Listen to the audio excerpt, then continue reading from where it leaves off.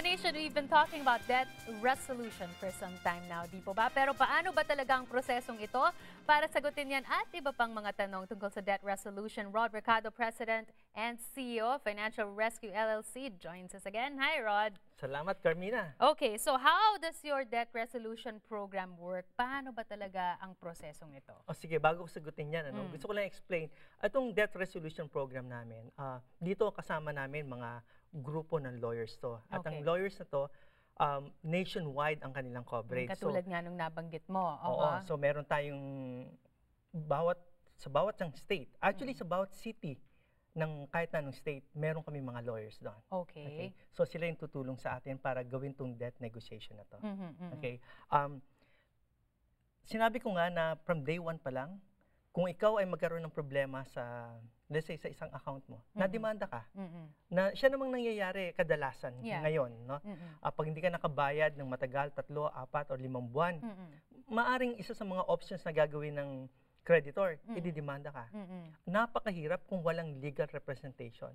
Napakahirap kung walang attorney na tutulong sa'yo. Okay, nabanggit mo yan, Rod, because the last time, I think we discussed this several weeks ago, no, na meron kang hinawakan na kliyente, nag-enroll sa'yo, and then, kalagitnaan ng proseso, na-demanda siya. Okay. And then, hindi nyo na mahawakan because, you know, there's may legal ramifications na yon. So, under this new program, pag na-demanda sila, they can say, sandali muna, I'm represented by an attorney. Tama ba yun? Yes, oo. Kasi dito ang pinipirmahang kontrata ng isang kliyente ay retainers agreement with the lawyer.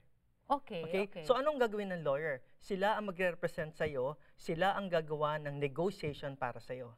At kung magkaroon ka ng problema, legal problems, meron kang lawyer na tutulong sa'yo.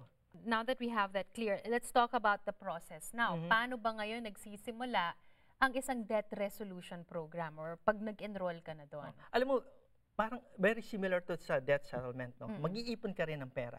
Okay. Ngayon, pag dumating na yung panahon na nasa negotiation status na yung account mo, ibig sabihin, pwede na natin i-negotiate kasi medyo delinquent na siya for about 120 to 180 days na hindi nababayaran. Pag nasa ganung panahon na yan, pwede na tayo mag-negotiate. Okay, so clear that up for us. Ano ba yung negotiation status na sinasabi mo? Is there a specific amount? No, walang specific amount. Depende sa panahon yon, panahon na binibili natin. Hinihintay natin yung isang account mo ay tumagal ng kaunti para magkaroon ka ng leverage na i-settle or i-negotiate. Di ba? Kasi kung hindi ka na nakakabayad for about 3-4 months, ang gagawin ng creditor yun, i-charge off. It's either ibenta niya to a collection agency or ililipat na niya sa isang law firm. Ganun ang nangyayari. Pero yung pera sanang ibabayad mo doon, nakaipon yon para you now have, ito yung papambayad mo dun sa utang or pang-leverage mo just to have the debt resolved? Yung perang binabayad mo monthly, yun ang gagamitin natin sa negotiation. Okay. Pag nabayaran na, mag-i-issue ngayon yung creditors mo ng certificate na sasabing nabayaran mo na in full. Okay, one final point before we let you go because we're running out of time. Arbitrators. Bakit importante na meron ka ngayong arbitrators na kasama dun sa team na nakikipaglaban para ma-negotiate ang utang mo? Ang mga arbitrators, ang role nila, pababain talaga yung hanggang pinakamababang porsyento na bayaran yung utang mo. Okay? Napaka-importante nun. Kailangan ang arbitrators mo magagaling. Sa amin, natutuwa ko na ipaalam sa ating mga ka-nation na certified sila ng IAPDA or tinatawag na International Association of Professional Debt Arbitrators in America. So, anong garantiya yun? Alam nila ang ginagawa nila kasi certified sila, no? Alam nila ang batas. Okay. One final point to, alam nila yung batas, certified sila.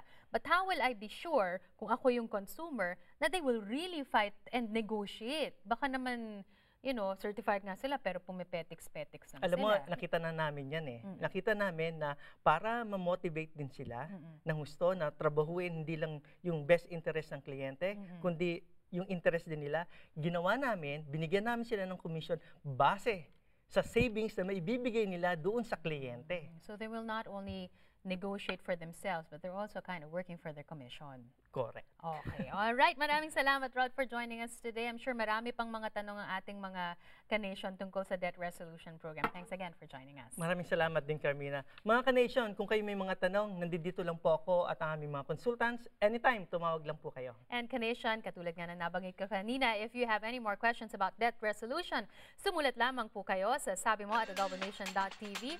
Don't forget to put Okay nga Rod on the subject line. Dyan lang po kayo. There's more adobo just waiting to be served.